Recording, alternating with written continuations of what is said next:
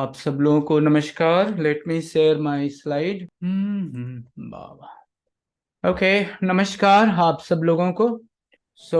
आज का जो हम लोगों का विषय है जिस पे हम लोग चर्चा करेंगे वो है आर्थिक लोकतंत्र, दलविहीन लोकतंत्र और आर्थिक आजादी। तो आर्थिक लोकतंत्र, दलविहीन लोकतंत्र और आर्थिक आजादी, ये तीनों का समन्वय ही है इकोनॉमिक डेमोक्रेसी। तो अभी तक जितने भी क्लासेस हुए हैं हम लोग बहुत क्लियर हैं कि जो पूंजीवाद है और साम्यवाद है, यानी कि जो कैपिटलिज्म है और कम्युनिज्म है, ये एक तरह से पॉलिटिकल डेमोक्रेसी है। This is nothing but political democracy, जो दोनों मिल करके काम करते हैं एंड उससे लोगों का शोषण चलता रहता है। Now it is clear world over कि पूंजीवाद जो है, कम्युनिज्म तो समाप्त हो चुका है, पूंजीवाद जो है वो सबों के लिए काम नहीं करता। कैपिटलिज्म जो है, पूंजीवाद जो है, सबों के उत्थान के लिए काम नहीं करता है। This is now clear to everyone across the globe. तो ये सब देखते हुए प्रोउत जो है आर्थिक लोकतंत्र की मांग करता है।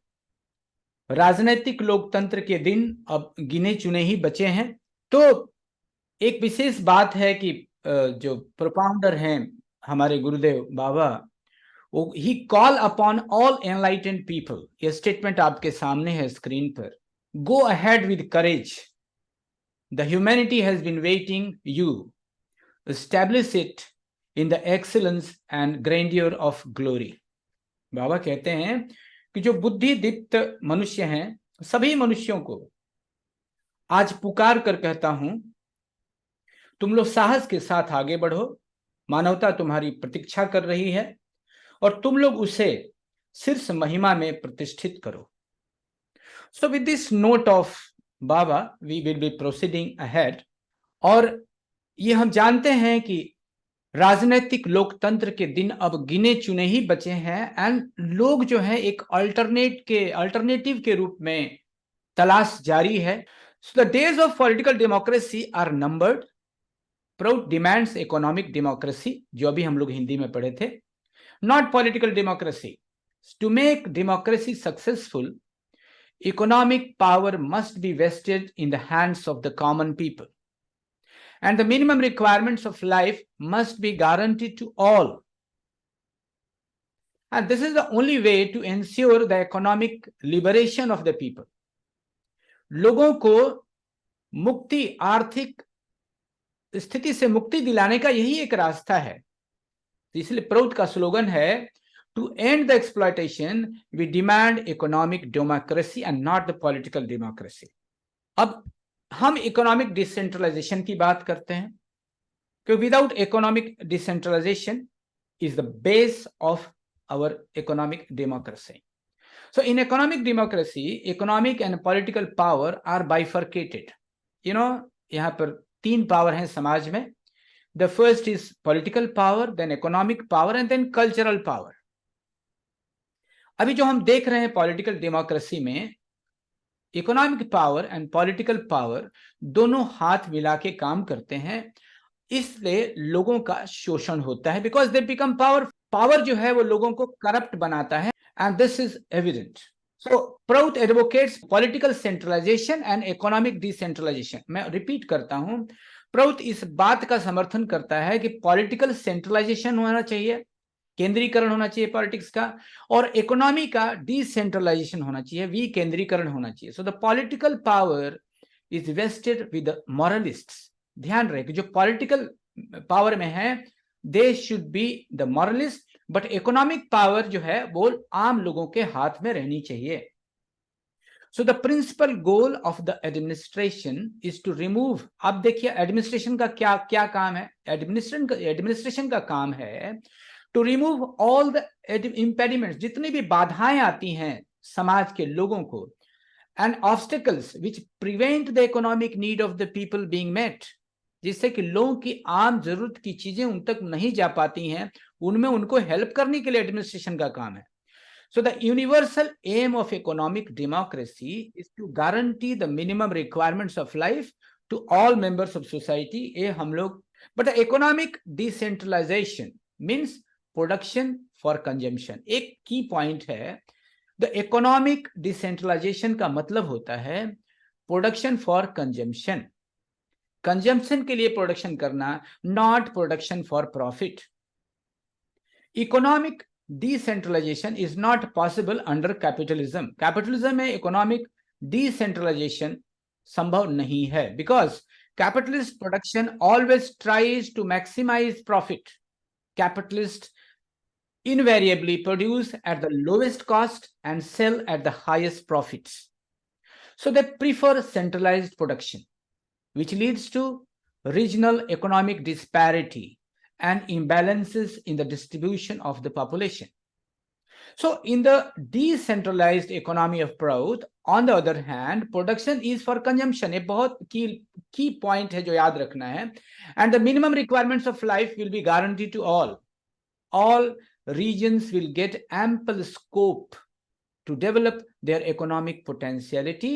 So the problem of the floating population or overcrowding in the urban centers, जैसे आज शहरों में भीड़ लग रहा है, ये ऐसा नहीं होगा यदि हम डिसेंट्रलाइज्ड इकोनॉमी को लेके चलते हैं। तो जैसा प्रौद्ध व्यवस्था जो है राजनैतिक केंद्रीकरण, इसी को मैं जो बोला उसको हिंदी में सार तत्व यहाँ पे रखा हुआ है। सो जो प्रौद्ध व्यवस्था राजनैतिक केंद्रीकरण और आर्थिक विकेंद्रीकरण का समर्थन करती है, ये हम लोगों को याद रखना है। आर्थिक लोकतंत्र में राजनीतिक तथा आर्थिक सत्ता का बंटवारा हो जाता है, कोई का किसी में इंटरफेरेंस नहीं रहता है। राजनीतिक शक्ति नैतिक व्यक्तियों के साथ होनी चाहिए, दैट इज व्हाट हम रिकमेंड करते हैं, और तभी डेमोक्रेसी सक्सेसफुल हो सकती है। हम आगे आएंगे इस पर। सो जो एडमिनिस्ट्रेशन है, जो अभी एग्जीक्यूटिव्स का जो काम है, वो है प्रशासन का। जो एडमिनिस्ट्रेशन का जो मुख्य लक्ष्य है वो आम जनता की जो आर्थिक जरूरतों के आने वाली जो बाधाएं हैं, उनकी जो तकलीफें हैं, उनको हटाने का होना चाहिए। समाज के प्रत्येक सदस्य के लिए एक आजीविका के न्यूनतम साधन की गारंटी भी होनी चाहिए। आर्थिक लोकतंत्र का व्यापक उद्देश्य यही है। आर्थिक लोकतंत्र का जो व्यापक उद्देश्य है, इसके तो बहुत सारे उद्देश्य हैं, लेकिन जो व्यापक उद्देश्य ये है कि आम जनता को आजीविका के न्यूनतम साधन की गारंटी करना, ये हमेशा ध्यान रहेगा। और आर्थिक विकेंद्रीकरण का मतलब है उपभोग यानी खपत के आधार पर उत्पादन। हम लोगों ने इंग्लिश में देखा था कि production for consumption, production not for profit. तो जो हमारी खपत है, जो हमारी उपभोग है, उसके आधार पर उत्पादन होना चाहिए, न कि मुनाफे के लिए उत्पादन होना चाहिए, जैसा आज पूंजीवाद में होता है। जो पूंजीवाद के रहने से आर्थिक विकेंद्रीकरण का होना आर्थिक विकेंद्रीकरण का होना संभव ही नहीं है, असंभव है, क्योंकि पूंजीपति सिर्फ मुनाफे के लिए उत्पादन करता है। संभावितः प्रत्येक पूंजीपति कम से कम लागत पर माल बनाता है और अधिक से अधिक मूल्य पर उसे बेचने की कोशिश करता है इन पॉलिटिकल डेमोक्रेसी, और आज हम इन सब चीजों को जानते हैं। अब कुछ रिक्वायरमेंट्स हैं इनकी, जो रिक्वायरमेंट्स ऑफ इकोनॉमिक डेमोक्रेसी, वो क्या है? देयर आर सम की पॉइंट्स। वो ये हैं, the first requirement for economic democracy is that minimum requirements of particular age, ये हम लोगों का प्रौद्ध का सूत्र है, प्रिंसिपल है कि किसी भी युग की जो मिनिमम रिक्वायरमेंट्स है, जो बेसिक रिक्वायरमेंट्स है हर आदमी की, including food, clothing, housing, education, medical treatment, that must be guaranteed to all. Not only is this an individual right, ये केवल लोगों का अपना हक नहीं है, it is also the collective necessity, ये समाज की collective जरूरत है, because the easy availability of the minimum requirements will increase all round welfare of the society. मनुष्य जब भौतिक चीजों की गारंटी पा लेगा तो फिर निश्चित रूप से उसका जो रियल मुख्य तत्व है वो मानसिक और आध्यात्मिक लेवल पे आगे बढ़ेगा, और उसी में उसका कल्याण, फिर वो कल्याण के मार्ग पे आगे बढ़ेगा। ये होती पहली बात, मिनिमम रिक्वायरमेंट्स ऑफ लाइफ। दूसरी है, the second requirement for the economic democracy is that increasing purchasing capacity must be guarantee to each and every individual. In economic democracy local people will hold economic power Consequently, local जो raw materials हैं will be used to promote the economic prosperity of the local people. That is to say, the raw materials of one socio-economic unit should not be exported to another unit. Instead, individual centers should be built or should be built up wherever the raw material are available. जहां raw material available है locally, वहीं पर industry लगनी चाहिए. And this will create industries based on local availability of raw materials and ensure full employment of the all local people. यही संभावना है जबकि हर व्यक्ति के पास जॉब होगा. सब शहरों में भागेंगे तो आज आप स्थिति देख रहे हैं क्या है बड़े शहरों की, विच इज नॉट एक्सेप्टेबल. जो तीसरी बात आती है कि the power to make all economic decisions, जो लोगों का जो इकोनॉमिक डिसीजन लेने का जो पावर है ये लोकल लोगों के हाथों में रहना चाहिए. So the requirement of the economic democracy, the third requirement is that the power to make all economic decisions must be placed in the hands of the local people. Economic liberation is the birthright of every individual. To achieve it, economic power must be vested in the local people. In economic democracy, the local people will have the power to make all economic decisions, to produce commodities on the basis of collective necessity. जो समाज की सामूहिक आवश्यकता है उसी के आधार पर वहां पर प्रोडक्शन होगा चीजों का, एंड द डिस्ट्रीब्यूशन भी होगा, जैसे कि एग्रीकल्चर है चाहे इंडस्ट्रियल कमोडिटी है, इन सब का. चौथा पॉइंट है इकोनॉमिक डेमोक्रेसी इज द, इसमें जो आउटसाइडर्स हैं उनका हस्तक्षेप बिल्कुल नहीं होगा. ये चौथा पॉइंट है. So the outflow of the local capital must be stopped. हमारा धन का जो स्रोत बाहर जाता है वो बंद होना चाहिए strictly, preventing outside and floating population जो है from participating in any type of economic activity in the local area should be restricted. For the success of economic democracy, growth must be implemented and the economic welfare of all people must be enhanced step by step. ये सब suddenly नहीं होगा. You have to educate people and this will take place step in step. And this in turn will lead the greater opportunities for the spiritual emancipation of human beings, जो हम लोग पहले ही देखे थे कि जब मनुष्य की भौतिक रिक्वायरमेंट्स पूरी होती रहेंगी तब मनुष्य अपने मानसिक उत्थान और आध्यात्मिक उत्थान के बारे में सोच सकेगा. और फाइनली इसमें और एक विशेषता है, वो ये है कि ये ध्यान रखने की बात है कि जो इकोनॉमिक डेमोक्रेसी जो है वो एसेंशियल केवल मनुष्य के लिए ही नहीं है, मनुष्य के ही लिबरेशन के लिए, मुक्ति के लिए आवश्यक नहीं है, बल्कि यूनिवर्सल वेल बीइंग, ये सबके कल्याण के लिए है. All including plants and animals, यहां तक कि पेड़ पौधे, जीव जंतु, चर अचर, सबों के कल्याण के लिए. सो द इकोनॉमिक डेमोक्रेसी जो है विल डिवाइस वेज, ये अपने तरीका निकालेगा, means to effect the smooth progress of society by recognizing the unique value of both humans and non humans. केवल मनुष्य की कदर होगी ऐसी बात नहीं है. आज दुनिया महसूस कर रहा है, लेकिन अपने स्वार्थ बस बहुत ऐसे कंट्री हैं, आप भी जानते होंगे, न्यूजीलैंड वगैरह में भी है, बहुत ऐसे कंट्री हैं जहां जानवरों को राइट दिया गया है उनके कॉन्स्टिट्यूशन में. Even plants have got the right. So इन चीजों को बढ़ावा देना पड़ेगा, इसलिए एक नीतिबद्ध ढंग से इकोनॉमिक डेमोक्रेसी को इंप्लीमेंट करना पड़ेगा. अब बात आते हैं कि सम इंपॉर्टेंट पॉइंट्स जो हैं अदर एसेंशियल रिक्वायरमेंट्स है इकोनॉमिक डेमोक्रेसी की, जैसा कि हम लोगों ने देखा कि the goal of administration is to remove impediments and obstacles. जो हमारी कार्यपालिका है उसका जो मुख्य काम है कि आम आदमी के जीवन में किसी भी तरह की यदि बाधा आ रही है, विशेष करके इकोनॉमिक बाधा, तो उनको सहयोग करना ताकि उनको उनसे मुक्ति मिल सके. That is their job. And political centralisation is in the hand of morals, नैतिकवानों के हाथ में राजनीतिक सत्ता होनी चाहिए. एक दूसरा इसका बहुत इंपॉर्टेंट पहलू है. और इकोनॉमिक सेंट्रलाइजेशन होना चाहिए, यानी कि आर्थिक economic centralization, economic power vested in the, ये डिसेंट्रलाइजेशन लिखना चाहिए था, गलती से लिखा हुआ है centralization. So economic decentralization, economic power vested with the local people, ये लोकल लोगों के हाथ में रहना चाहिए.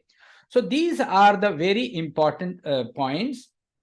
जो 3 एसेंशियलिटीज जो हैं डेमोक्रेसी के सक्सेस होने के लिए, ये तो हमने देख लिया कि विकेंद्रीकरण जो है वो आर्थिक शक्ति स्थानीय लोगों के हाथों में ही होनी चाहिए। और ये हम सब जानते हैं कि किसी भी तरह की डेमोक्रेसी को सफल होने के लिए इन 3 चीजों का रहना बहुत आवश्यक है। बट द प्राइमरी चीज है, इसके भी ऊपर आती है, वो है कि जो लोगों की न्यूनतम आवश्यकताएं हैं उनकी गारंटी होनी चाहिए थ्रू कॉन्स्टिट्यूशन। इसके बाद भी डेमोक्रेसी को सफल होने के लिए इन 3 चीजों की अति आवश्यकता है। वो है एजुकेशन, शिक्षा, मोरालिटी, नैतिकता, सोशियो इकोनॉमिक पॉलिटिकल कॉन्शियसनेस, यानी कि सामाजिक, आर्थिक, राजनैतिक चेतना का जो है होना चाहिए आम मनुष्यों में। तभी किसी भी तरह की democracy, even economic democracy, will be successful. So the economic democracy is the prerequisite of the task of eliminating poverty, elevating standard of living. यदि धरती से गरीबी को खत्म करना है तो इकोनॉमिक डेमोक्रेसी जो है वही एक सोल्यूशन है और दूसरा कोई सोल्यूशन नहीं है। एंड फॉर दिस रीजन, यही कारण है कि the following policy should be implemented. इसीलिए कुछ पॉलिसीज हैं इनकी जिनका इम्प्लीमेंटेशन बहुत जरूरी है। तो उनके लिए कुछ पॉलिसीज, इनसे पहली पॉलिसी है private enterprises will be permitted and encourage for small scale industries. आप जानते हैं कि हम लोग की इंडस्ट्रीज में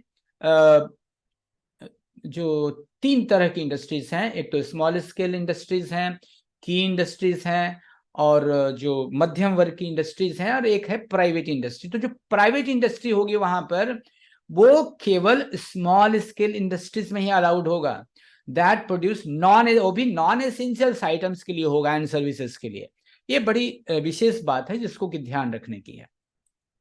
इसके बाद जो दूसरा जो इकोनॉमिक डेमोक्रेसी का पॉलिसी है, most enterprises should be run as a cooperative. आप जानते हैं कि कोऑपरेटिव ही आधार है। कैपिटलिज्म का आज एकमात्र सॉल्यूशन है कोऑपरेटिव सिस्टम, सहभागिता। सो जितने भी इंडस्ट्री हैं, एग्रीकल्चर हैं, प्रोड्यूसर्स एंड कंज्यूमर्स कोऑपरेटिव्स हैं, ये सब कोऑपरेटिव के ही आधार पे रहेंगे and they will produce essential items. That will be our first priority. Now the third is जो इकोनॉमिक पॉलिसी में द की इंडस्ट्री जो है, की इंडस्ट्रीज कौन होती हैं? जो बहुत बड़ी होती हैं, जिनको मैनेज करना मुश्किल होता है, जैसे माइनिंग होता है या ट्रांसपोर्टेशन होता है। ट्रांसपोर्ट मतलब बड़े ट्रांसपोर्टेशन जो, जैसे आपका एविएशन है, रेलवे है, इस तरह की चीजें। तो ये जो की इंडस्ट्रीज हैं, they will be administered by autonomous board setup by the government. वो गवर्नमेंट के द्वारा रन होगी and will run the government on no profit no loss. ये बहुत इंपॉर्टेंट बात है कि गवर्नमेंट जो है प्रॉफिट कमाने के लिए नहीं है। So they have to provide this services no profit no loss. इसका मतलब नहीं है कि फ्री में देगी, उतना ही चार्ज करेगी जितना उसका उसमें कॉस्ट लगता है। मेरा कहने का मतलब उसमें प्रॉफिट नहीं जोड़ेगी, इतनी ही बात है इसमें। Then comes the fourth, a ceiling on income. ये तो हमारा 5 फंडामेंटल प्रिंसिपल्स ऑफ प्रभुत्व में से जो पहला प्रिंसिपल है वह भी ये कहता है, the ceiling on income and wealth will be established to prevent super. देखिए एकुमुलेशन अलाउड, ऐसा नहीं कि एकुमुलेशन अलाउड नहीं है, बट ऐसा नहीं एकुमुलेशन होना चाहिए कि कहीं लोग खाने बिना मर रहे हैं और कहीं जो है कोई अपने बर्थडे पर कोई एरोप्लेन गिफ्ट कर रहा है। तो दिस इज टू मच। तो इसकी बात यहाँ पे, ये भाव को समझने के लिए मैं उदाहरण दे रहा हूं, मेरा किसी के प्रति वो नहीं है कि a ceiling in income establish क्यों होगा? To prevent super accumulation and economic exploitation. उससे लोगों का शोषण होता है। ये हम पढ़ चुके हैं कि भौतिक चीजें सीमित हैं, आपको जितना बढ़ना है आगे बढ़िए। 2 क्षेत्र बिल्कुल अनंत हैं, मानसिक और आध्यात्मिक, लेकिन भौतिक चीजों को लिमिटेशन करना होगा ताकि सभी सुखी रह सकें। इतना ही इसका पर्पस है। नाउ द फिफ्थ जो पॉलिसी है वो है, एज जहां तक संभव है raw material should not be exported. जहां तक संभव है कंट्री से या समाज से बाहर रॉ मटेरियल नहीं जाना चाहिए। Rather they should be processed, हालांकि उनका प्रोसेसिंग होना चाहिए, प्रोडक्शन होना चाहिए लोकल रीजन बेसिस पे जहां वो पैदा होती है raw material, and then sold for the local consumption. Local consumption के लिए पहले बेचना चाहिए या देना चाहिए। The excess can then be traded और सोल्ड अब्रॉड। उसके बाद ही किसी और समाज में वो उन चीजों को देना होगा। पहले अपने लोगों की, लोकल लोगों की आवश्यकता पूरी करनी होगी, इसके बाद ही आप बाहर उसे देने की सोच सकते हैं। देन सिक्स्थ जो पॉइंट है वो कहता है कि the banking system should be run on the cooperative system while the government will control the central bank। Central bank मतलब जैसे हमारे केस में रिजर्व बैंक है, क्योंकि हम जो बातें करते हैं विश्व लेवल पे बात करते हैं। So the currency printed by the government and put into circulation in the economy should be based on proportional quantity of gold bullion stored in the national treasury। ये आप सब जानते हैं जो इकोनॉमिक का थोड़ा भी ध्यान रखते हैं कि बुलियन की बेसिस पर ही आपके पास जितना गोल्ड का रिजर्व है उसी के आधार पर आप रुपए छाप सकते हैं और उसको सर्कुलेट कर सकते हैं। Now the seventh policy is in addition to the executive का तो हम लोग देख लिए, legislative and judicial branches of the government there should be an independent financial department. देखिए कहने का मतलब है कि चार जो सिस्टम है वही काम करते हैं, चाहे प्रभुत्व में भी वही करेंगे। जैसे एग्जीक्यूटिव है जिसको हम कार्यपालिका कहते हैं, लेजिस्लेटिव है विधायिका है, और जुडिशियरी है न्यायपालिका है। इसके अलावा एक और आता है, ये तो गवर्नमेंट में रहेंगे ही, there should be an independent financial department जो कि बहुत महत्वपूर्ण है, जिसको सीएजी कहते हैं। सेंट्रल ऑडिट जो टीम है उसको ऑडिटर जनरल जिसको कहते हैं, वो एक बहुत महत्वपूर्ण डिपार्टमेंट है। And this will monitor government spending and publicize the strength and weakness of its programs. तो ये जो ऑडिट डिपार्टमेंट है ये बहुत इंपॉर्टेंट है कि सबों का लेखा जोखा रखने के लिए कि कौन जो है सिस्टम में सही ढंग से चल रहा है या फाइनेंस का सही उपयोग हो रहा है। And this department will audit the accounts of all other 3 branches, जैसा कि हमने बताया, एंड प्रिवेंट करप्शन, इसी से करप्शन दूर होगा। And all 4 of these powers should be functioning independently. ये बहुत महत्वपूर्ण लाइन है। ये चारों डिपार्टमेंट हैं, जैसे कि एग्जीक्यूटिव हो गया, लेजिस्लेटिव हो गया, जुडिशियल हो गया एंड ऑडिट हो गया, जिसको हम कार्यपालिका, न्यायपालिका और विधायिका कहते हैं, और ऑडिट डिपार्टमेंट कहते हैं। ये चारों इंडिपेंडेंटली फंक्शन करेंगी, किसी का किसी से संबंध नहीं रहेगा। ये बहुत इंपॉर्टेंट पॉइंट है।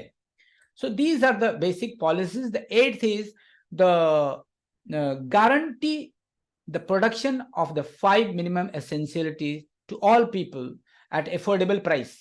देखिए और चीजों की जो नॉन एसेंशियल है, सेमी एसेंशियल है, उनकी प्रॉफिट आप बेस्ड ऑन द रिक्वायरमेंट्स उसमें चेंजेस हो भी सकता है, लेकिन जो जीवन के लिए अति आवश्यक चीजें हैं जिनको कि हम मिनिमम नेसेसिटीज ऑफ लाइफ कहते हैं, वो एफोर्डेबल प्राइसेस पर ही रहेंगे, ताकि जिसकी मिनिमम परचेजिंग कैपेसिटी है वह भी उसको एफोर्ड कर सके। ये बहुत महत्वपूर्ण पॉइंट है। फिर 9वां जो पॉइंट है, improvised regions will be developed specially through the media of agriculture cooperatives. जो लोकल रीजन्स हैं बेसिकली एग्रीकल्चर कोऑपरेटिव से डेवलप होंगे, agro industries and agrico industries. देखिए हम भी जानते हैं कि हमारे यहाँ जो बाइफर्केशन है कि हमारे एग्रीकल्चर पे 30 से 40% लोग काम करेंगे, जो एग्रो इंडस्ट्री है उस पर 20% काम करेंगे, और जो एग्रीको है उस पर भी 20% काम करेंगे। इसका अलग से क्लास है और पहले भी ये हो चुका है, इस पर हम ज्यादा डिटेल में नहीं जाएंगे। तो कहने का मतलब है कि जो major part of the population का डिपेंडेंसी जो है वो एग्रीकल्चर पर है, चाहे वो एग्रीकल्चर से संबंधित सामान बनाने में हो, या एग्रीकल्चर से फाइनल प्रोडक्ट बनाने में हो, या एग्रीकल्चर को प्रोड्यूस करने में हो। तो the resultant decentralization of the economy will create economic democracy. जब इसका हम डिसेंट्रलाइजेशन करेंगे तो वहीं से इकोनॉमिक डेमोक्रेसी आता है, in which the local people make all economic planning decisions. Non citizens may not interfere in the economic planning. जो वहां के लोकल लोग नहीं है, इसको हम लोग रिपीट कर रहे हैं, वहां के स्थानीय प्लानिंग में उनका कोई इंटरफेरेंस नहीं रहेगा। And profits may not be exported abroad, ताकि वहां का जो आप जानते हैं ना, बाबा एक परिभाषा दिए हैं कि लोकल लोग कौन हैं। यदि आप अपनी कमाई का सब कुछ वहीं यदि खपत करते हैं, कंज्यूम करते हैं, वहीं के समाज में यदि खपत करते हैं, then you are the local person. उसके लिए जरूरी नहीं कि आप वहीं पैदा हुए हों। सो ये एक अलग डिफिनीशन है हमारी, जो हमको अचानक याद आ गया कि who is the local people. We have a very rational definition of local people. तो प्रॉफिट में not be exported abroad. Profit जो है मतलब धन, धन जो है समाज से बाहर उसका फ्लो नहीं होना चाहिए, बट रादर शुड बी री invested for the development of the country और द समाज। वो जो धन है वहीं के उत्थान में लगना चाहिए, ये कहता। तो तस्मा एक और प्रोबेबली ये लास्ट पॉइंट है, the income tax should be abolished. अरे भैया आपका धन है, आपको जितना कमाना है कमाइए और जितना खर्चा करना है करिए। Instead tax should be placed on the production और गुड्स। यदि जरूरत ही पड़ा गवर्नमेंट को, तो देखिए आप, बहुत लोग कहते हैं पैसा आएगा कहां से गवर्नमेंट चलाने के, बड़ा कॉमन पॉइंट है। तो यहाँ पे मैं एक लाइन बोलना चाहूंगा कि जो की इंडस्ट्रीज हैं, पेट्रोलियम है, गैस है, एविएशन है, रेलवे है, या पूरा माइंस है, अब बहुत बड़ा सेक्टर है जो कि की इंडस्ट्रीज में आता है और उसको गवर्नमेंट ही देखती है। तो गवर्नमेंट को जरूरत पड़ेगा तो वहां पर अपने गुड्स पे, अपने प्रोडक्शन पे कुछ परसेंटेज लगा करके आप वो अपना खर्चा चला सकती है, लेकिन किसी का इनकम का हम उस पे नहीं काटेंगे। सो इनकम टैक्स इसलिए हम कहते हैं कि आपका जो इनकम जो आपको मिलता है that is your, there will be not income tax. So इसलिए ये क्लियर करना जरूरी था थोड़ा, कि फिर लोग गवर्नमेंट चलेगी कहां से। सो आई थिंक इट इज रफली क्लियर। ये और भी आगे आएंगे, डिटेल में हम लोग जानेंगे। तो जो अब हम आते हैं कि जो पार्टीलेस डेमोक्रेसी है, बाबा ये जो कंपार्टमेंटलाइज्ड डेमोक्रेसी में काफी डिटेल को इसके बारे में बताए हैं। जैसा कि मैंने बताया आपको कि प्रवृत्ति नटसेल पार्ट 18 में आप जाके और भी डिटेल में पढ़ सकते हैं। एंड नो पार्टी डेमोक्रेसी जिसको कह सकते हैं, या पार्टीलेस डेमोक्रेसी कह सकते हैं, इकोनॉमिक डेमोक्रेसी कह सकते हैं, और डिसेंट्रलाइज्ड डेमोक्रेसी कहते हैं। They are all one and the same thing, और they are the helping each other, and all together we call it a economic democracy. तो हम ये भी हम जानते हैं कि democracy of present and democracy of future, ये जानना जरूरी है। प्रेजेंट डेमोक्रेसी हम देख चुके हैं, कैपिटलिज्म हो या कम्युनिज्म, जो भी कंट्रीज हैं उन सबको हमने एक कैटेगरी में रखा है, वो है पॉलिटिकल डेमोक्रेसी। तो present democracy of the three category, liberal democracy जो कि सब जगह चलता है, एंड सोशलिस्ट डेमोक्रेसी, दोनों को मिला के हम पॉलिटिकल डेमोक्रेसी कहते हैं। एंड वन पार्टी डेमोक्रेसी, आपने देखा होगा कई ऐसे कंट्री हैं विशेष करके जो वन पार्टी डेमोक्रेसी तो नहीं है, एक्चुअली मोनार्की है, जैसे कि बहरीन है, कुवैत है, ओमान है, कतार है, सऊदी अरबिया है। आप लोग जानते हैं यहाँ पर जो एक अलग तरह की डेमोक्रेसी चलती है। और जो जिस दल विहीन लोकतंत्र की अभी हम बात करने जा रहे हैं या कर रहे हैं, ऐसा नहीं कि लोगों का इस पर ध्यान नहीं गया था। आपके जो बहुत बड़े क्रांतिकारी रहे हैं जयप्रकाश नारायण, इनका मैं कोट इसलिए लिया कि सब लोग जानते हैं इनको, ये किसी से अनजाने नहीं हैं। तो जयप्रकाश नारायण का मानना था कि आधुनिक युग जो है वो संसदीय लोकतंत्र का युग है, ये आज भी है। इस लोकतंत्र में संविधान, पार्टियां और चुनाव बहुत महत्वपूर्ण हैं, ठीक है, लेकिन ये बातें तब तक अर्थहीन हैं जब तक जनता में नैतिक मूल्यों और आध्यात्मिक गुणों का विकास न हो। एंड हम उसको दूसरे तरह से कह रहे हैं कि there are three fundamental requirements to become a democracy, a success democracy. तो उन्होंने दल विहीन लोकतंत्र लागू करने को लेकर 4 प्रमुख सुझाव दिए थे। सबसे पहले तो लोकतंत्र में राजनीतिक दलों को खत्म कर देना चाहिए, उनका कहना था। चुनाव प्रणाली को खत्म करके ग्राम स्तर से लेकर केंद्रीय स्तर तक के उम्मीदवारों का सीधा चुनाव जनता द्वारा किया जाना चाहिए। तो इस तरह से मैं यहाँ इतना ही ब्रीफ करना चाहता हूं कि और भी लोग थे ऐसे विचारक जो इन चीजों के बारे में सोचते थे। तो ये जिस डेमोक्रेसी की हम बात करते हैं, और हम अब आते हैं जिसको आप जानते हैं कि किसी भी तरह की डेमोक्रेसी, चाहे वो पार्टी वाली डेमोक्रेसी हो, पार्टीलेस डेमोक्रेसी हो, उसके सक्सेस होने का जो मुख्य तत्व है, पहला तो है वो केवल प्रभुत्व कहता है, इकोनॉमिक डेमोक्रेसी कहता है कि for the success of a democracy न्यूनतम मूलभूत आवश्यकताओं की गारंटी होनी चाहिए, और उसके साथ एजुकेशन, शिक्षा, मोरालिटी, नैतिकता, सोशियो इकोनॉमिक पॉलिटिकल कॉन्शियसनेस, सामाजिक, आर्थिक, राजनैतिक चेतना, So democracy cannot succeed in countries where people are illiterate, people are immoral, uneducated and backward. Backward का मतलब यहाँ पर है कि having not guarantee of the minimal basic requirements, क्योंकि वो अपने वोट किसी को भी बेच सकते हैं। देखिए, अस्तित्व की जब बात आती है तो मनुष्य फिर मॉरलिटी बहुत पीछे छूट जाती है। इसलिए कहा गया है कि सक्सेस होने के लिए पहली रिक्वायरमेंट है कि मूलभूत आवश्यकताओं की गारंटी हो। अब फ्यूचर जो डेमोक्रेसी है वो है इकोनॉमिक डेमोक्रेसी, आर्थिक आजादी कह सकते हैं, दल विहीन लोकतंत्र भी कह सकते हैं। This is the future democracy, और इसको भी सफल होने के लिए इन चीजों की आवश्यकता है जो अभी हमने गिनाया। सो जो फर्स्ट जो legislator in the states and at the centre should be elected on the recommendation of the people at large. देखिए, हम थोड़ा सा कैसे अलग हैं अब आपको समझ में आएगा कि जो लेजिस्लेटर है, जो हमारा विधायक है या जो भी है, जो लोग चुने जाएंगे, they will be elected on the recommendation of the people at large, लोगों के द्वारा चुने जाएंगे। at the time of the electing representatives the people should pay heed। तो जो कैंडिडेट्स जब चुनेंगे आप, तो उनमें किन तत्वों का ध्यान रखेंगे जो आज बिल्कुल ही मिसिंग है, कि वो कितना पढ़ा लिखा है, कितना नैतिकवान है, वो कितना समाज के लिए सेक्रीफाइस कर चुका है, उसका इतिहास देखना पड़ेगा, और उसका मॉरल स्टैंडर्ड क्या है। So if the representatives are elected keeping in view, इन चीजों को ध्यान में रख करके यदि हम अपने कैंडिडेट को चुनते हैं, so they will not be guided by the party interest, तो किसी पार्टी के इंटरेस्ट पर वो गाइडेड नहीं होंगे, बट बाय कलेक्टिव इंटरेस्ट, उनको सबका कलेक्टिव सामूहिक हित देख करके वो आगे चलेंगे। तो in their mind the interest of the entire human race and society will dominate and not any class. So वो किसी क्लास और कास्ट द्वारा परिचालित नहीं होंगे, गाइडेड नहीं होंगे। They will be guided by the society, they will उस समाज का हित देख करके आगे चलेंगे। There will be two houses, there will be the lower houses and the upper houses. अब इसमें इंपॉर्टेंट क्या बात है वो आगे सुनिएगा। इन द लोअर हाउस, जो लोअर हाउस है उसमें जो रिप्रेजेंटेटिव्स हैं will be sent according to the population of the country. Population मतलब कंट्री या समाज, इसको दो तरह से आप ले सकते हैं।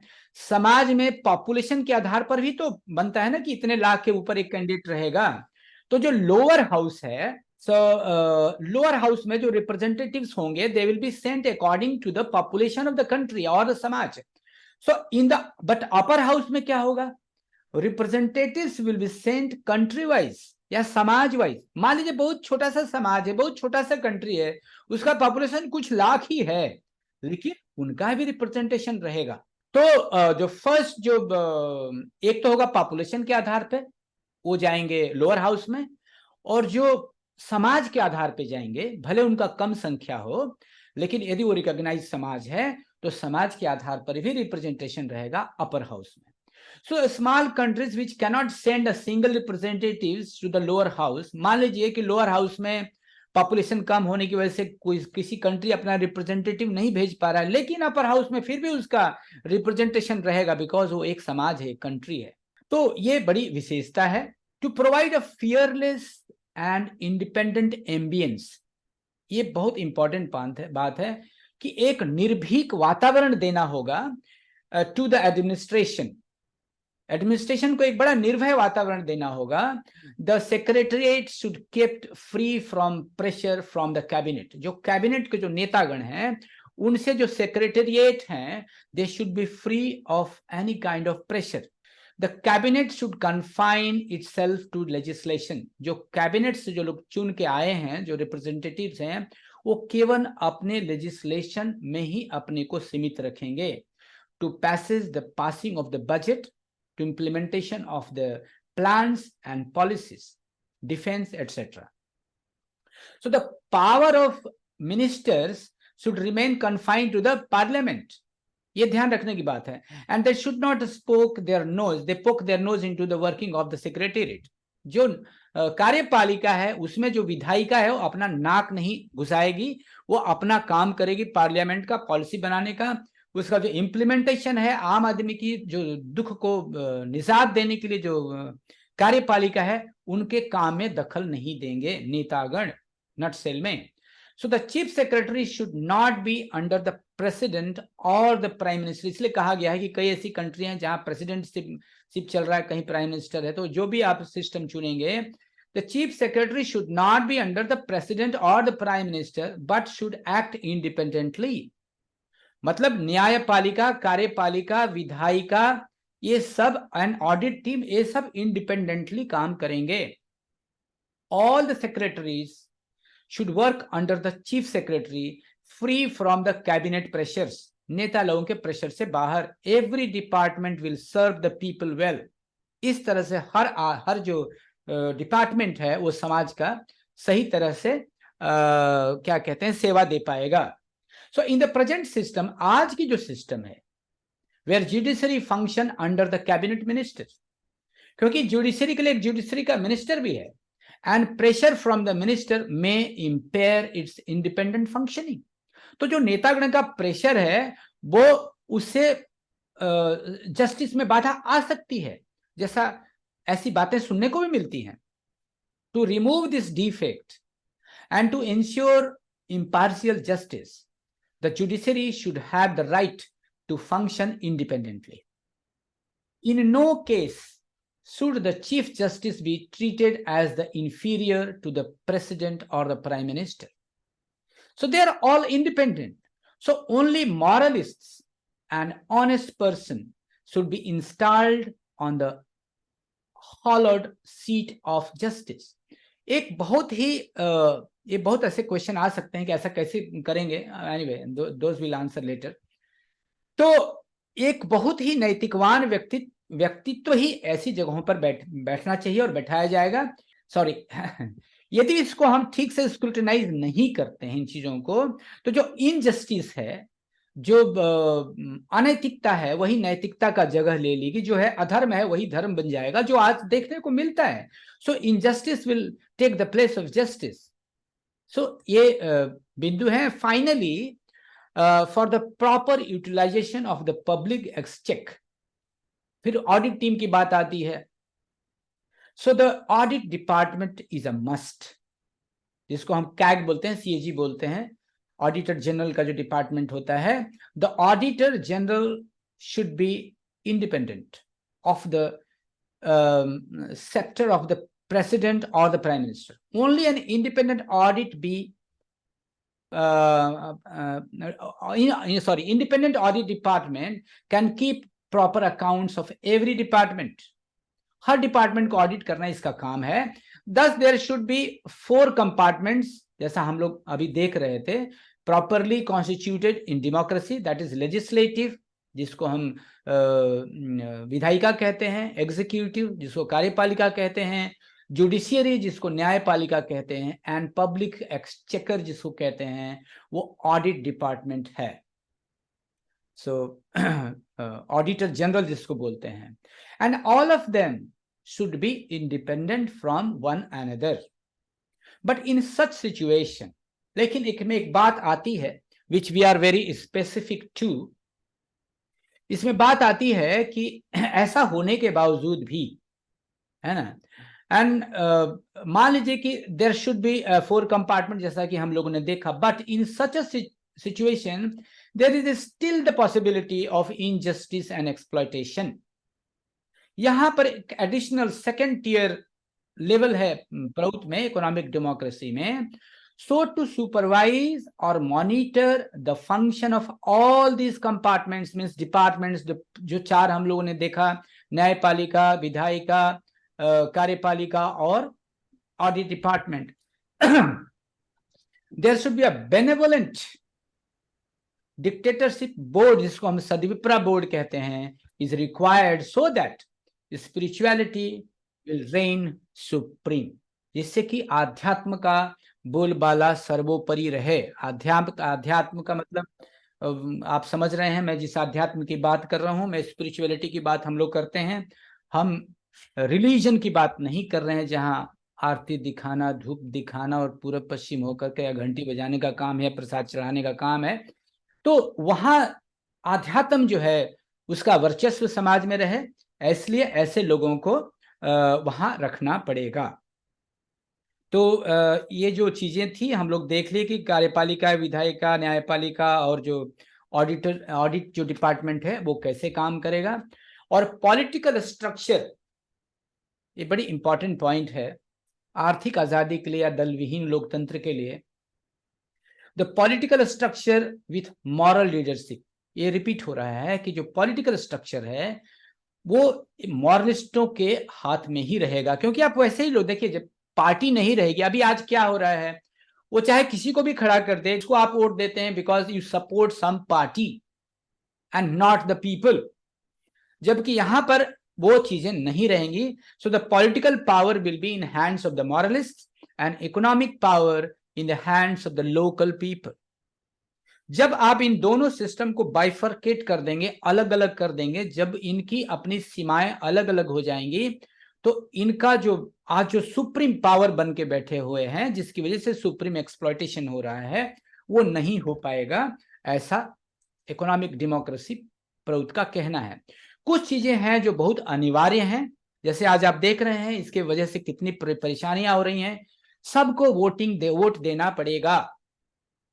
Compulsory voting is very important point. अभी क्या, जिसका मन करता है वोट देता है, जिसका मन करता है नहीं करता, अरे कौन जाएगा लफड़े में फंसने के लिए। सो वो नहीं चलेगा, एवरीवन हैज टू वोट।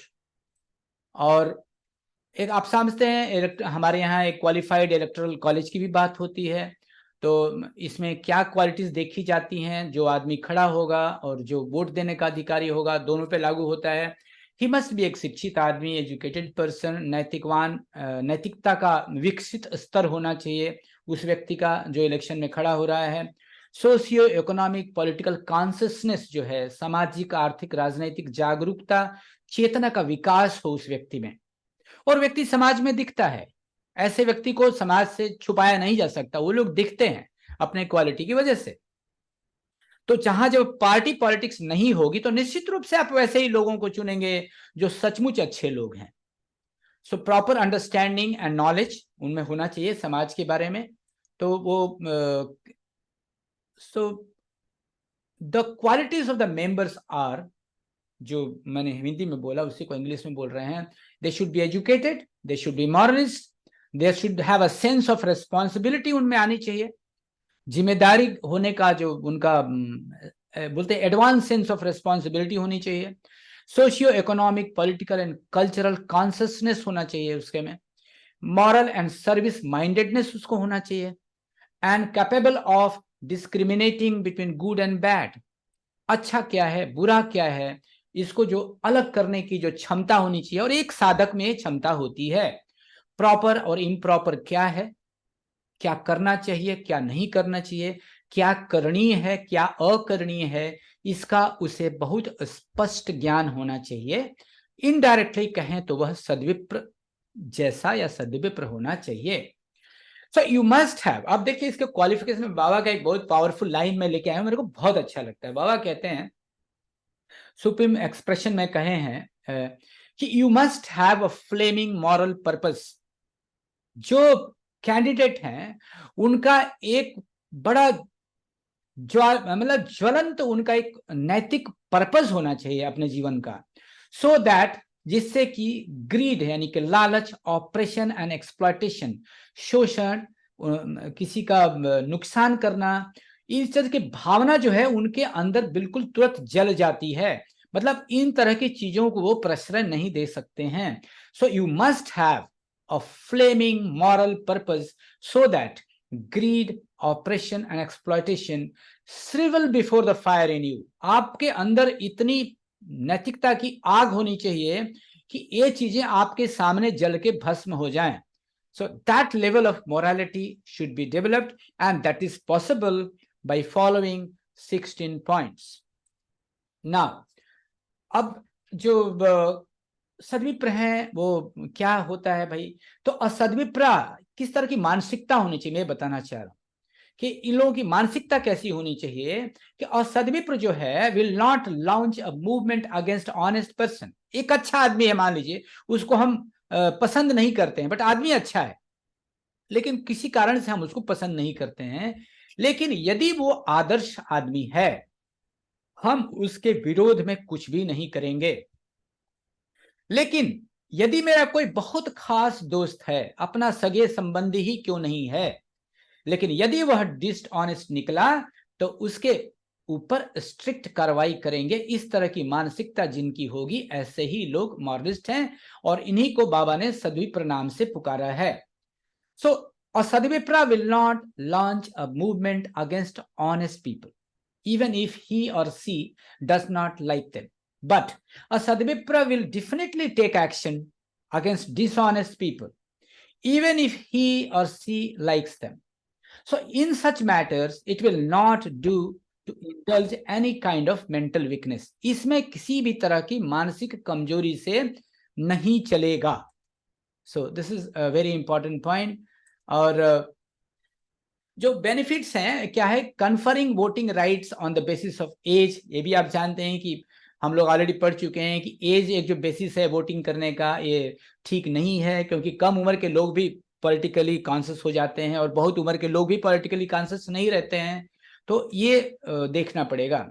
और इसमें एक और विशेषता है कि इसमें पक्ष में और विपक्ष दोनों में मतदान होता है। मान लीजिए कहीं यदि कोई एक ही कैंडिडेट खड़ा हुआ, मान लीजिए, तो वहां पर जब तक, ये तो आप जानते हैं कि प्रउत में जब तक किसी व्यक्ति को मोर देन 50% वोट नहीं मिलेंगे, वो घोषित कैंडिडेट, मतलब विजयी घोषित कैंडिडेट नहीं होगा, उसका कैंडिडेचर रद्द कर दिया जाएगा। तो इसीलिए मान लीजिए, एक एग्जाम्पल देता हूं, मान लीजिए एक कैंडिडेट है किसी कारणवश, तो वहां पर लोग उसके पक्ष में और विपक्ष में दोनों मतदान करेंगे, एंड पक्ष में कम से कम 50+ वोट आने चाहिए, तभी वो चुना जाएगा। And the selection and election of the candidate, selecto electo system जो हम लोग बोलते हैं, ये भी हमारी आर्थिक आजादी या क्या बोलते हैं, आर्थिक लोकतंत्र की विशेषता है। एंड इलेक्शन ऑफ कैंडिडेट और देयर ओन मेरिट, जैसा अभी हम लोग बात किए कि मेरिट, कैंडिडेट का मेरिट क्या होना चाहिए, he should be शिक्षित, he should be moralist, he should have a social political awareness, वो एडवांस सेंस ऑफ रेस्पॉन्सिबिलिटी होना चाहिए। तो इस तरह के लोग, ये हमारी विशेषता है, और कोई आम आदमी इसमें खड़ा नहीं हो सकता। So candidates were elected on their own merit rather than the basis of the party affiliation. If the candidate breaks his or her election promises, ये भी एक विशेष बात है, सुनिएगा, यदि कोई कैंडिडेट हमसे बोल के गया था कि मैं ये काम करूंगा, जिसकी बेसिस पे हम लोगों ने उसको वोट दिया, यदि वो ऐसा करने में अक्षम रहता है तो उसको जनता वापस बुला सकती है। ये बहुत इंपॉर्टेंट पॉइंट है जो आज आप नहीं कर सकते हैं।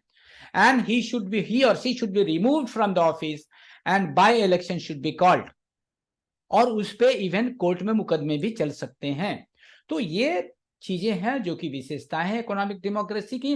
There should be 4 compartments in property constituted democracy, जैसा हम लोग देख चुके हैं। विधायिका इसमें भी होती है, कार्यपालिका इसमें भी होती है, न्यायपालिका इसमें भी होती है, ऑडिट डिपार्टमेंट भी होता है जिसको पब्लिक एक्सचेकर कहते हैं। So the all above should be independent from one another, but in such situation still there is a possibility of injustice. मैं इसको रिपीट कर रहा हूं, इसीलिए एक और विशेषता की जरूरत पड़ती है, उसको कहते हैं Sadvipra board. This is the parallel people, इनका काम रहता है as a watch dog, this sentence doesn't look good, so to supervise और monitor the functioning of all this departments जो हमने गिनाया विचार। So the benevolent dictatorship of the board of Sadvipras is required so that spirituality will reign supreme. ताकि लोग कहते हैं ना कि सर्वजन सुखार्थम, सर्वजन कल्याणार्थम या हितार्थम प्रउत है, तो उसका यही पर्पस है कि किसी का किसी भी तरह का, चाहे वो फिजिकल, मेंटल या स्पिरिचुअल, किसी भी तरह का शोषण ना हो सके। इसीलिए एक पैरेलल में इनका बोर्ड रहता है, हर लेवल पे रहता है। So the political power is in hand of the moralist, that is सद्विप्रास, और इनका एक बोर्ड रहता है पैरेलल में, उसको एक होता है सुप्रीम सद्विप्र बोर्ड, और एक होता है लेजिस्लेटिव बोर्ड ऑफ सद्विप्रास, जिसको विधायिका, उनमें जो रहते हैं लेजिस्लेटिव बोर्ड में जो सद्विप्र रहेंगे, उनको विधायिका के हर गुण पता रहेंगे। जो सद्विप्र जो कार्यपालिका में रहेंगे, they will be aware, fully aware of the कार्यपालिका, जो हमारा एग्जीक्यूटिव का काम है। They are quite qualified people and judiciary में जो रहेंगे उनको भी जस्टिस का पूरा ज्ञान रहेगा, और वही लोग जो है जुडिशरी बोर्ड ऑफ सदविप्रास में रहेंगे। ऐसा नहीं कि कोई भी किसी बोर्ड में रह सकता है। तो इसी तरह से सब बोर्ड होंगे, जैसे स्टेट लेवल पे होगा, डिस्ट्रिक्ट लेवल पे होगा, ब्लॉक लेवल पे होगा, एंड डाउन द लाइन। तो ये जो है इसके बाद पे इस पे क्लास होगा, क्योंकि इस पे एक बहुत सुंदर क्लास है, बाबा का एक प्रवचन ही है इस पर, सदविप्रा बोर्ड करके है। आप कभी उसका क्लास भी होगा और उसको हम लोग देखेंगे। तो आई एम सॉरी।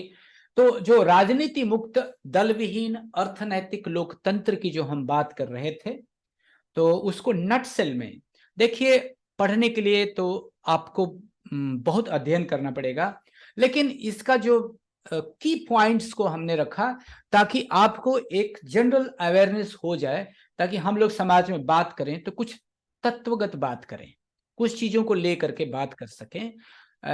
इसीलिए ये सब क्लासेस हैं। वैसे पढ़ने के लिए देयर आर 21 वॉल्यूम्स है, आप सबको पता है, प्रवृत्ति नटसेल, और उसको आप पढ़ सकते हैं। और यहाँ पर मैं अपना एक सेकेंड, किसी ने कुछ control audit general, yes this is one, any major industry above has key industry, yes, okay, welcome. So thank you very much, and here I'm stopping sharing my slides. Thank you. आप लोगों को नमस्कार। यदि आप लोगों का कुछ प्रश्न है, जैसे कि अभी किसी का प्रश्न था कि क्या बाबा ने किसी इंडस्ट्रीज को बोला है जो कि गवर्नमेंट के रहेगा, यस। जैसे जैसे ट्रांसपोर्टेशन है, अब रेलवे पूरा नेटवर्किंग है, वो किसी लोकल उसमें तो हाथ में रह ही नहीं सकता है रेलवे। अब सिविल एविएशन है, वो बिल्कुल नहीं रह सकता है। और जैसे कि आपके बाउंड्री के बाहर जो समंदर है, समंदर में आप देखिए कितना ओएनजीसी है वगैरह वगैरह, ये तो किसी समाज में तो आते नहीं है। सो दोज विल बी की industries and those will be in the hands of the government. और जितने भी माइंस हैं, those also will be the local government, जहां माइंस है वहां के लोकल गवर्नमेंट के हाथ में रहेगी।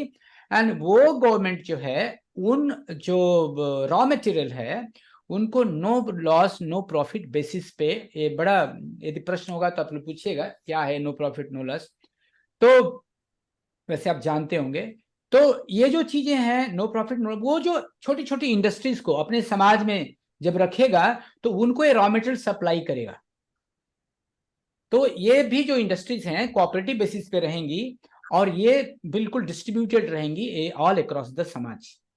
So that is it, and thank you very much. Any question please which I am leaving? I didn't see क्या क्या question था।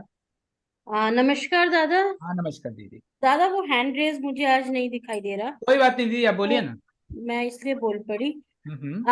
एक्चुअली दादा थोड़ा सा मतलब थोड़ा फनी क्वेश्चन है, लेकिन है तो अब है। कोई बात एक नहीं तो दीदी, ये फनी क्वेश्चन कि आने से ही तो क्लैरिटी होगा। हाँ दीदी बोलिए। देखिए, आपने मिनिमम 5 गारंटी दे दी जी तो हाँ जी बोथ हाँ। House education medicine. तो अब हम्म इससे रिलेटेड जो भी इंडस्ट्री है, फूड को अगर छोड़ दिया जाए तो वो हम्म। या तो मिनिमम प्रॉफिट पे चलेगी या नो प्रॉफिट नो लॉस, मतलब मिनिमम प्रॉफिट पे चलेगी। बिल्डर है वो भी बेचारा, मतलब उसको गारंटी दी हुई है तो वो भी एक बहुत ही बिल्डर जैसा कुछ नहीं दीदी, they will be on a cooperative basis, housing cooperatives will be there. ठीक है। ठीक है, तो फिर अब दीदी दादा क्या है, की इंडस्ट्री है जैसे बिजली बन रही है, या आपने ओएनजीसी का एग्जांपल दिया है, वो तो almost no profit no loss पर ही चलेगा, राइट।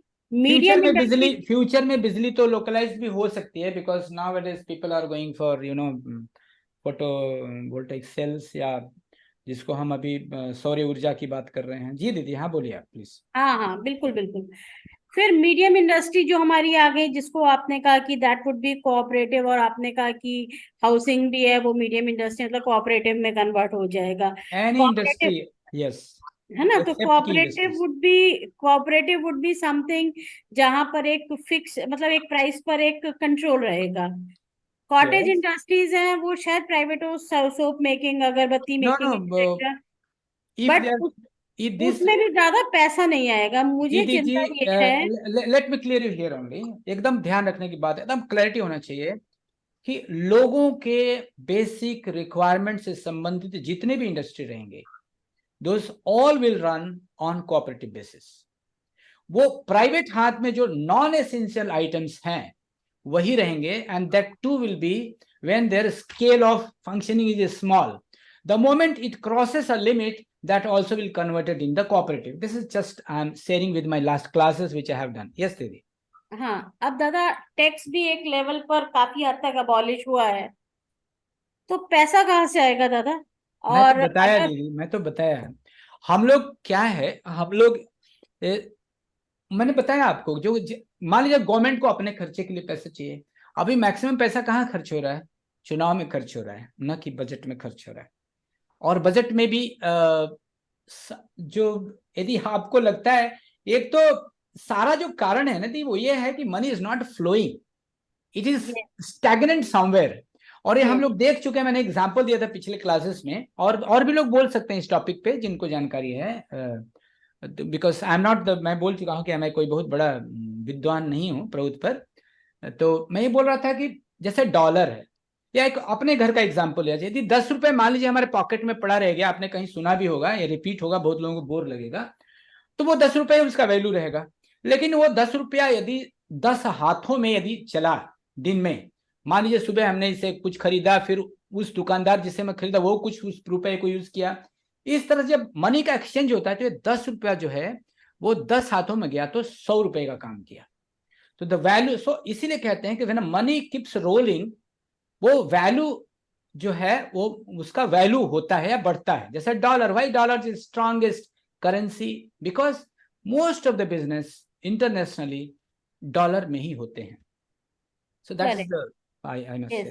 तो दादा मेरा ये मानना है कि इसमें परचेजिंग पावर तो बढ़ जाएगी, बिकॉज हमने बहुत सही रेट पर सब चीजें दे रहे हैं, कोऑपरेटिव बना रहे हैं. ट्रू. क्या जीडीपी भी इंक्रीज होगी कंट्री की? क्योंकि एक Didi, country, let me tell you here, GDP is not the criteria for measuring our strength of economical strength. There will be purchasing capacity or maybe something else. So this is very deceptive. जैसा आप भी जानती हैं कि GDP, मान लीजिए 4 लोग मिलकर के भी यदि बहुत कमा लिए तभी हमारी कंट्री की GDP ऊपर रहती है, जबकि पता चलता है कि लोग खाने बिना यहाँ भी परेशान है.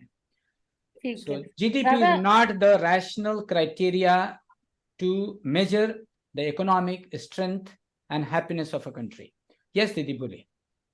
सॉरी मैं बीच में बोल पड़ी. दादा एक क्वेश्चन और है, जो आपने बताया कि judiciary, audit, then may be defence also, these will be secretariat, वो सब इंडिपेंडेंट काम करेंगे, तो would they work under the supervision of Sadvipra? तो उनके सुपरविजन में तो काम कर रहे हैं, would they take their orders also? Sadvipra के पास इतनी प्रेशर पावर है कि वो उनको ऑर्डर No, करेगा? दीदी, Sadvipra's work is that there should be no exploitation, there should be no hanky panky. उनका बस यही देखना काम है. And so they are very special people. जैसे होता है ना, आज की एक बटालियन है जो सिक्योरिटी में रहती है, बोलते हैं ना कि वो कोबरा बटालियन है, तो मतलब वो बड़े स्पेसिफिक लोग रहेंगे जो कि मॉरलिटी और आध्यात्म के काफी प्रखर ऊपर के लोग रहेंगे, और उनको किसी से कुछ लेना देना नहीं होगा. They are very very clear in their understanding. वो बड़े इन छोटे छोटे भावनाओं से ऊपर लोग रहेंगे जो सर्विस बोर्ड में रहेंगे, दो दे will be equally qualified also, so that they can really monitor perfectly. ऐसा नहीं कि जिसको कुछ आता नहीं है और वो एग्जीक्यूटिव्स का सर्विपरा एग्जीक्यूटिव बोर्ड में चला गया. No, it is not possible. यदि आप न्याय के बारे में नहीं जानते हैं, तो what, how will you supervise the न्यायपालिका? Not possible. So two are quite specific people. वो भी आएगा जब हम लोग प्रौद्ध का एजुकेशन पॉलिसी पढ़ेंगे तो थोड़ा और भी क्लियर हो जाएगा. एनीवे, एंड दादा वो आपने पार्टी लेस कैंडिडेट का आज बता दिया है कि मैं शायद सुन नहीं पाई, ऐसा कुछ? हाँ, पार्टीलेस, देखिए पार्टीलेस कैंडिडेट का ऐसा कुछ भी नहीं है. इतना ही है कि आपको अपना रिप्रेजेंटेटिव चुनना है जो इन क्वालिफिकेशंस को रखता हो, and he has to go through, we have got a system called electoral college, they have to pass through, they have to certified, and those people जो समाज में, देखिए वही बाबा भी एक जगह कहते हैं 16 पॉइंट का एक्सप्लेनेशन करते हुए कि the one who is internally साधु, जो मनुष्य अंदर से पवित्र है या जो भी अच्छी क्वालिटीज है, उसको छुपाया नहीं जा सकता. वो समाज में जो व्यवहार करता है तो उसके व्यवहार में वो झलकता है. तो जब आप अपना रिप्रेजेंटेटिव चुनेंगे, सो देखिए यहाँ पर क्या है दीदी कि जितने भी लोग हैं सब कहीं ना कहीं इन्वॉल्व हैं सर्विस सेक्टर को छोड़ करके, कि वो इकोनॉमिक अर्निंग में इन्वॉल्व हैं। ऐसा नहीं कि कोई घर पे बैठा हुआ है, everybody is involve, may be you are involve for few hours, because आज की तरह पागल जैसे तो नहीं काम करना है, वो सिस्टम ऐसा कहता है। लेकिन जो रिप्रेजेंटेटिव जब आप चुनेंगे तो एक वक्त के बाद आप, हम क्या होता है, प्रॉब्लम क्या हमको हो रहा है, हम अभी के चश्मे से देख रहे हैं प्रभुत्व हाँ को, हाँ, इसीलिए हमको जी जी क्वेश्चंस आते जी हैं। जी जी, बिल्कुल सही कह रहे हैं। This is the main problem है, व्हाई क्वेश्चन का। यस यस यस, लेकिन उस समय it will take time, that's what I told, it will go in steps.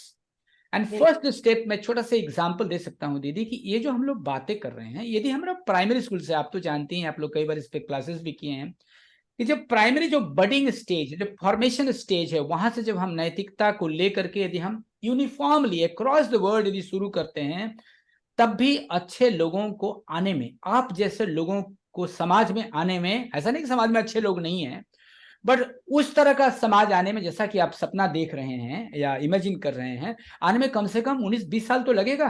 5 साल का बच्चा जब 25 साल का होगा, then they will be all across the world, कि हाँ ऐसे लोग दिखेंगे। तो ये बात है, हम चूंकि आज के चश्मे से देख रहे हैं, इसलिए तमाम हमारे मन में क्वेश्चंस आते हैं। जी। यस दीदी बोलिए please. Thank you Ram, thank you very much. So thank you. Any और कोई कुछ बोलना चाहते हैं तो आप प्रश्न कर सकते हैं। दादा नमस्कार। हाँ नमस्कार, गौतम दादा बोल गौतम बोल रहे रहा हैं। था। बोलिए। एक आपका एक पॉइंट था दादा, कि जो माइंस बोला था, स्टेट जो लोकल जो गवर्नमेंट रहेगी उनके हम्म कंट्रोल में जो वहाँ के माइंस रहेंगे, ठीक है दादा। बिल्कुल। तो और एक बात आपने कहा था कि नो प्रॉफिट नो लॉस के बेस पे वो अपना काम करेंगे, ठीक है। यस। और एक बार मैं और प्राउड के क्लास में मैंने पढ़ा था, सुना था हम्म कि जो माइंस होंगे, चाहे किसी प्रकार के रॉ मटेरियल्स होते हैं, क्योंकि रॉ मटेरियल तो से तो काम चलेगा नहीं, रॉ मटेरियल तो फिनिश गुड्स बन के ही बाहर यस जाएगा। यस यस तो यस अगर राइट। तो रॉ मटेरियल अगर रहेगा तो नो प्रॉफिट नो लॉस के बेस पे कैसे रहेगा? अगर फिनिश गुड्स रहेगा तो नो डाउट उस स्टेट को, उस लोकल गवर्नमेंट को तो प्रॉफिट तो होना चाहिए ना। यस यस, आपको बता दूं दादा, देखिए अब बहुत हम जानते थे कि ये प्रश्न आना भी चाहिए, बहुत प्लीज जरूरी प्लीज। है।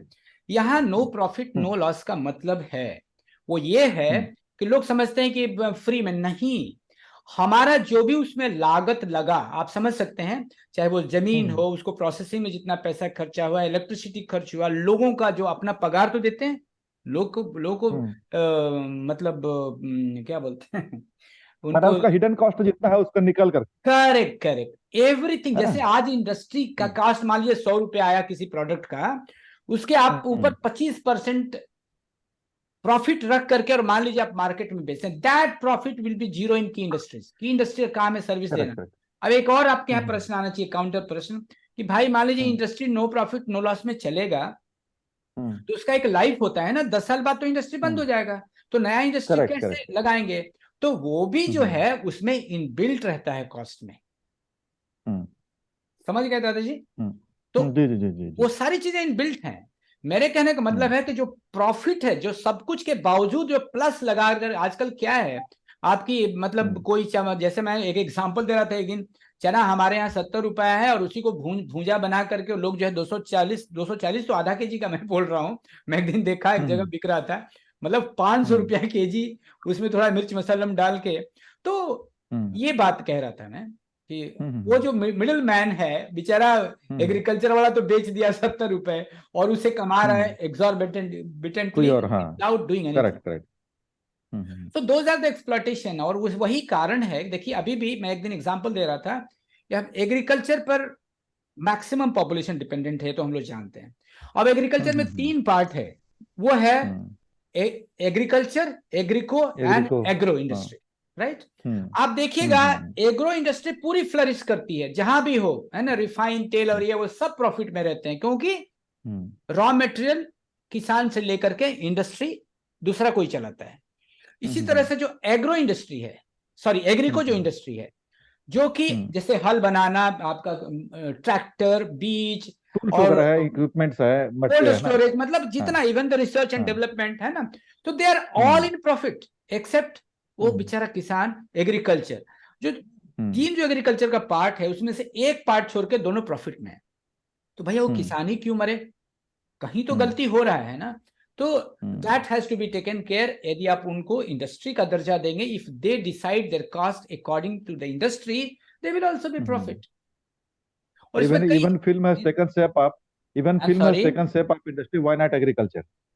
यस यस, सही Even बात है, film has taken shape up industry, why not agriculture? Yes yes, बिल्कुल यही बात है। Because if there if something which has been means that कि उसका कुछ इंडस्ट्री के रूप में दर्जा मिल चुका है, तो जाहिर सी बात है उसका इंश्योरेंस होता है, तो तमाम तरह की सुविधाएं उनको मिलती है। तो एग्रीकल्चर को अगर इंडस्ट्री लेंगे तो उसके जितना भी प्रॉफिट्स मिलते हैं वो उनको प्रॉफिट या बेनिफिट्स सारी चीजें उनको मिलने लगेंगी ना दादा, ये तो काफी स्टडी हो चुका है, आप जानते हैं एग्रीकल्चर पे, बट वो चीजें लागू नहीं होती हैं only because the capitalism is interfering in politics, बस that is the reason. And वो जब आप बंद कर देंगे तो सब अपने आप सही हो जाएगा, and that is what is the key in our approach. Yes दीदी, नमस्कार, भारती राज दीदी।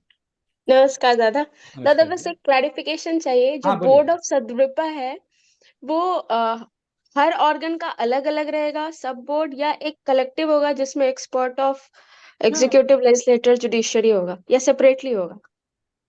सेपरेटली नहीं, नहीं ये तो अलग होगा ना दीदी। जो लोग जुडिशरी में काम किए रहेंगे, उन्हीं में से जो साधक रहेंगे या वो सुपर ह्यूमन कह सकते हैं, वो लोग ना आएंगे बोर्ड में, तो they must know about the judiciary, then only they can watch the judiciary. Similarly yes दीदी, इसी तरह से मतलब एक बोर्ड ऑफ सदविपा होगा, उसी के अंदर कुछ एक्सपर्ट होंगे लेजिस्लेचर के, कुछ नॉट कुछ एक्सपर्ट होंगे। Expert, no, those will be Sadvipras as an expert.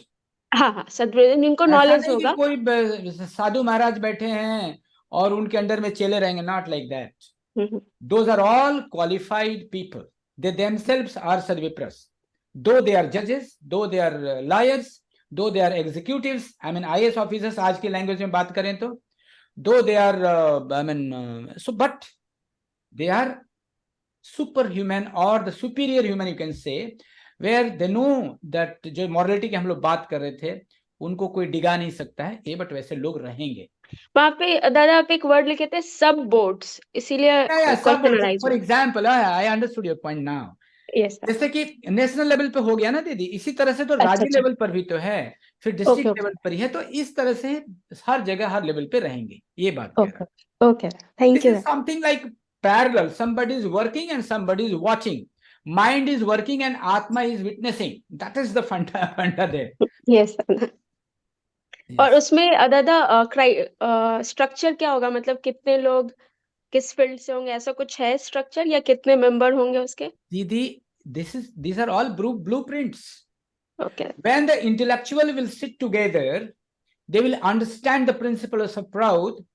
अभी यही मान के चले कि अभी जैसे है वैसे ही होगा, क्योंकि आज है ना कि कुछ लाख लोगों पे एक रिप्रेजेंटेशन होना चाहिए, जिसको कि अभी रिवाइज करने की बात चल रही है, ऑलमोस्ट ऐसे ही रहेगा, because those are logical things, but वो समाज वाइज रहेगा, दैट इज वेरी इंपॉर्टेंट। इसमें सबसे इंपॉर्टेंट मेरे को लगा दीदी कि मान लीजिए कोई छोटा सा समाज है ना, जिसका अस्तित्व खत्म हो रहा है ना, Yes. है ना, समाज पे जाएंगे तो उसका भी एक रिप्रेजेंटेशन रहेगा इफ द समाज इज रिकॉग्नाइज्ड। तो Yes, sir. ऐसा नहीं कि उसका कोई शोषण कर सकता है, ये बड़ी बात, और वो अपर हाउस में रहेगा, जबकि पॉपुलेशन वेस्ट जो लोग रहेंगे वो लोअर हाउस में रहेंगे, जो चुन के जाएंगे। ये मेरे को बहुत इंपॉर्टेंट पॉइंट लगता है। यस दादा, मतलब कहीं पे कोई स्ट्रक्चर नहीं है कि बोर्ड ऑफ सदविपास में कितने मेंबर्स होंगे? No, वैसा at नहीं है। present it is not. At present it Okay, is not. okay. Obviously दीदी, जो लोग काम में कर रहे हैं और जो लोग वॉच कर रहे हैं ना, ऑब्वियसली मतलब ऑडिटर की संख्या तो कम ही होती है ना। Yes. जो काम, so obviously वो रैशनलिटी रहेगा उस रेशियो में। That's what I told कि I mean Yes. nothing is decided yet. Yes, sir. But Thank it you, will be दादा। rationally decided. Yes. Thank you, दादा, एक दादा। क्वेश्चन था मेरा। Thank you. Yes, Hello. Anuj Dev ji Patna, thank you very much.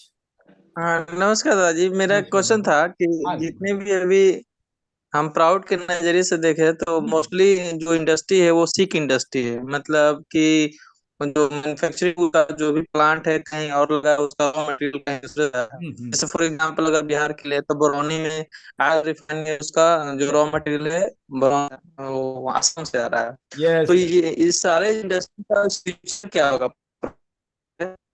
क्या बोले, industry का स्थिति क्या होगा?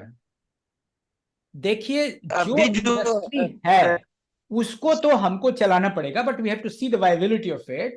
जहां है वैसे ही, ऐसा नहीं कि प्रभुता आ गया ये सब बंद कर दो। That's what I told, it will go in steps, okay. ऐसा नहीं है।